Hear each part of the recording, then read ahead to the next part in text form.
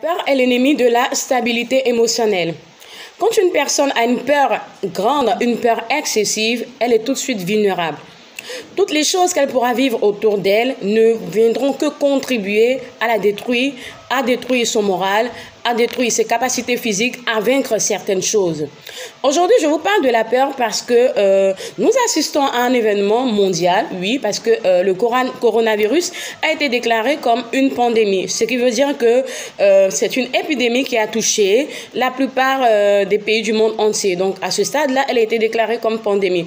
Et aujourd'hui, bon nombre de personnes ont peur et on a aussi ces personnes-là qui ont cette peur mais qui essaient de surpasser. Voilà ce que je vais vous dire aujourd'hui. Quand on a peur, on doit aller au-delà on doit surpasser sa peur.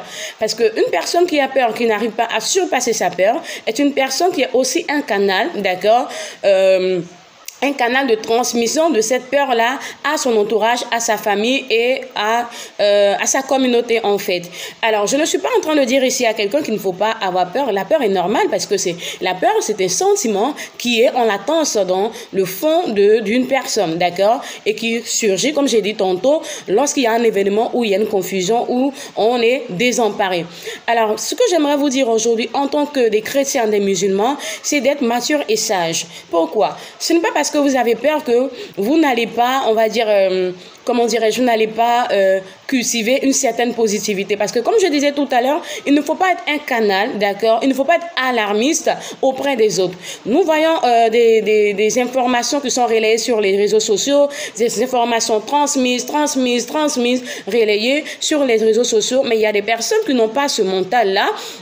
D'accord, ce mental assez fort comme vous pour supporter certaines choses. Alors, tout comme on demande aux personnes d'être des artisans de paix, soyez aussi des artisans de confiance, qui inspirent la confiance autour de vous, d'accord, qui arrivent à aider les autres à surmonter toutes leurs peurs et leurs craintes, d'accord. Si vous êtes un chef de famille, une mère de famille, un responsable de communauté, que vous êtes celui-là qui devait transmettre la peur à votre communauté, vous n'avez pas assez de sagesse ni de maturité. Le père de famille, celui qui a une responsabilité, c'est celui-là même qui s'est dit au plus peureux, au plus vulnérable, au sans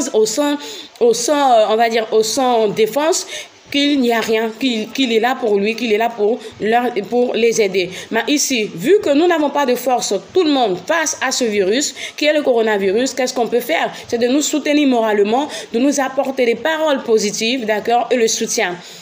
Et revenons à la foi. Ici, la foi des chrétiens, des musulmans que je vois vraiment se promener sur les réseaux sociaux ces temps-ci, c'est pas mauvais. Et c'est à cela que Dieu nous appelle à avoir la foi.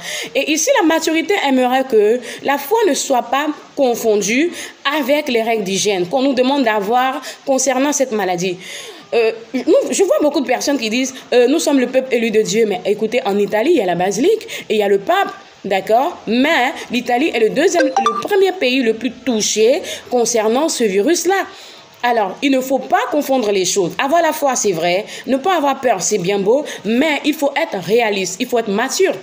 Il y a des règles d'hygiène qui ont été données concernant cette maladie qui est se laver les mains avec des gels hydrauliques, si ça s'appelle comme ça. Ce n'est pas le cas, corrigez-moi. Des cache-nez que vous devez porter avant de sortir. C'est vrai qu'en Afrique, on n'est pas encore mature sur certains points. Il y a des personnes qui, lorsqu'elles te voient avec ton cache-nez, te regardent d'une certaine manière, comme si tu venais d'une autre planète. Bah, si on veut regarder toutes ces choses-là, on risque de s'infecter, d'appeler le pire, en fait, d'accord? Avoir la foi, c'est bien, mais il faut observer les règles d'hygiène. Si on vous dit qu'avant de manger, il faut vous laver les mains et que vous vous dites que parce que vous êtes chrétien, bien parce que vous êtes musulman, que Dieu veille sur vous, que vous êtes le peuple élu de Dieu, que vous n'avez pas besoin de vous laver les mains avant de manger, qu'est-ce qui va se passer? Vous allez choper des virus. Et après, vous mettez en discorde avec Dieu. Dieu n'est pas le problème. Dieu n'est pas le problème de beaucoup de choses que nous vivons dans le monde. Beaucoup de choses que nous vivons dans le monde est le problème de l'homme, est le problème du méchant. Et le méchant, c'est nous. Il faut prendre soin de nous. Il faut faire notre part pour que Dieu puisse faire sa part dans notre vie. Donc, si vous êtes une personne assez irresponsable et immature de la sorte, qu'est-ce qui va se passer? Vous allez transmettre la maladie à vos proches. Et à cause de vous, tout un peu peut en partir.